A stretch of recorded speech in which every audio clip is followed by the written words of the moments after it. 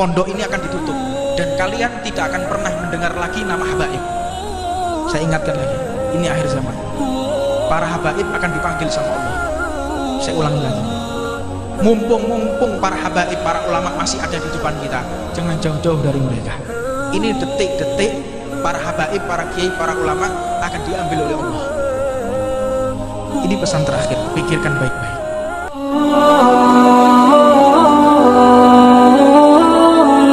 Terang-terangannya, kamu mau ikut saya, nanti tak biayai keluargamu. Itu banyak kasus. Kalau kita mau terang-terangan, orang yang megang bom dan lain sebagainya, itu sudah tertekan ekonomi, Pak. Keluargamu tak jamin. Keluargamu pasti seneng, tapi syaratnya ledakan ini. Itu yang terjadi di negara-negara Suriah, di Irak ya. Saya kira di Indonesia kurang lebih seperti itulah. Itu orang-orang yang ekonominya carut marut, gak ada orang punya usaha mapan, punya perusahaan yang bagus, dia bisa ibadah dengan tenang, terus nggawa bom. Wong gendeng lo gak gelem. Iki lo mercon ceklen, gelem lo gak? Sampai tak opahi 1.000, gelem lo gak? Nggak mungkin tuh, akal sehat mana? Makanya seperti ISIS dan kalangan radikal ini terbentuknya karena ekonomi yang lemah, rusaknya ekonomi. Ini mulai ini negara kita dikacaukan ekonominya supaya bisa dikendalikan. Itu yang pertama, analisa pertama.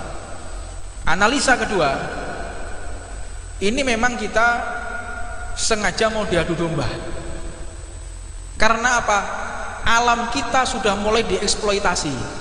Kudu cerdas, kudu ngerti, Pak.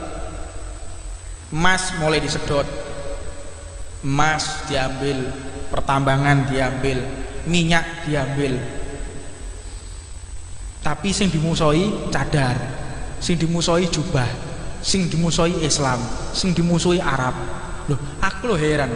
Kadang-kadang saya berpikir ya, ada orang yang memusuhi Arab. Arab itu dimusuh-musuhi. Saya berpikir, apa sih salah wong Arab ini?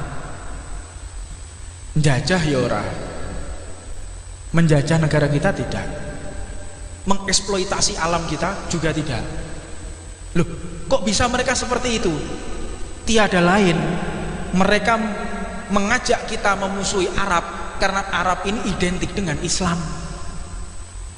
Jadi di brainwash untuk sara, ini kudu paham tuh guys. Ini lek kelas sarjono gitu gak pas sih.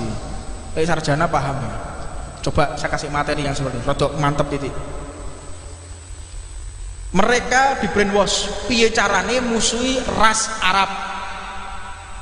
Tujuannya adalah ingin menghinakan syariatnya Allah Subhanahu wa taala. Nabinya nabi Arab, Al-Qur'an bahasa Arab, sembayang bahasa Arab. Ono tak sembayang Allah Maha Besar dengan nama Tuhan yang Maha Pengasih lagi Maha Penyayang. Alhamdulillahirabbil alamin. Terus diartikno pisan. Ndah nen kok rusak iki negara iki. Mangkane dadi musaddiq. Ngerti musaddiq? Salat itu boleh dengan menggunakan bahasa Indonesia agar kita bisa mengerti maknanya. Loh, ini sudah mulai brainwash. Ini bukan dia muncul tiba-tiba, tidak, tetapi ini adalah hasil produk kader-kader para musuh negara kita. Makanya wong Islam kudu cerdas. Jangan kita mau diadu domba, jangan kita mau dihancurkan pikiran kita dengan sara.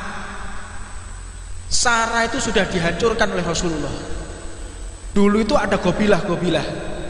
Oh, ini Bani Hashim, ini Bani Kinanah, oh, ini ada Bani Quraisy. Mereka itu bergobilah, bersuku-suku. Semua itu dihilangkan oleh Nabi Muhammad.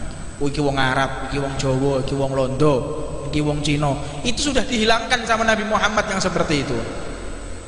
Tidak ada, semua itu sama di hadapan Allah. Kalau bahasa Indonesianya Bhinneka Tunggal Ika. Itu ajaran Nabi Muhammad. Jangan kita mengeklaim itu adalah pemikiran seseorang, salah.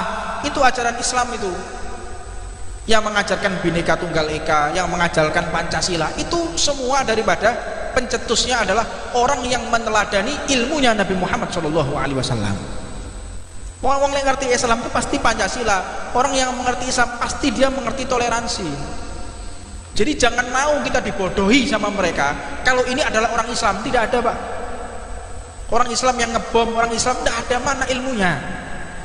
Makanya beberapa saat yang lalu, saat kami bertemu dengan beberapa kader yang sudah dicetak untuk menjadi teroris, kebetulan waktu itu saya sama grup 2 Kopassus, saya ketemu sama mereka. Saya tanya, apa tujuan Anda? Saya jihad. Anda mau jihad? Iya, saya mau jihad. Jihad itu rukunnya apa? Loh, Anda mau jihad? Iya, jihad. Jihad itu rukunnya apa? Jihad secara lughatan ada, jihad secara syar'an. Apa maksudnya jihad? Tolah atau domblong, orang ngerti apa-apa. Lah ini apa jihad? Makanya kita itu sering kali mengerjakan sesuatu tapi tidak tahu. Tidak tahu. Kadang-kadang orang Islam sendiri ditanya, Anda beragama? Ya, saya beragama. Rukunnya agama itu apa? Anda beragama? Ya. Rukunnya agama itu apa? Orang ngerti. Ini loh permasalahan kita sekarang ini. Sudah kita lapar, ekonomi sulit, tidak punya ilmu. Makanya jangan jauh-jauh dari majelis taklim agar kita tidak terprovokasi, agar kita benar-benar tidak salah dalam melangkah. Makanya rukunnya agama al-iman wal islam wal ihsan. Apa definisi Islam? Apa definisi iman? Apa definisi ihsan? Pengertiannya ihsan itu apa? Kalau sekarang ditambah lagi oleh Mujaddid fi hadhihi zaman Al-Imam Al-Habib Abu Bakar Al-Adni, yang keempat ditambahkan lagi wa ilmu biqiyamis sa'ah, pengertian tentang masalah hari kiamat. Bagaimana kondisi alur pikir orang terakhir zaman hari kiamat, apa yang terjadi di hari kiamat. Makanya saya tidak heran mereka itu kalau berbicara seolah-olah tahu apa yang akan terjadi. Itu bukan kasyaf, bukan cuman diperlihatkan pandangan ghaib, disingkapkan tabir ghaib, tidak, itu ilmu Pak. Seperti kita, kalau ada anak kecil, coba perhatikan ya, kalau ada anak kecil mau minta permen, ada anak kecil mau minta mainan atau mau minta permen, ngerayu dengan kita, bahasa basinya, apakah kita tidak tahu kalau dia pengen permen, kalau pengen mainan?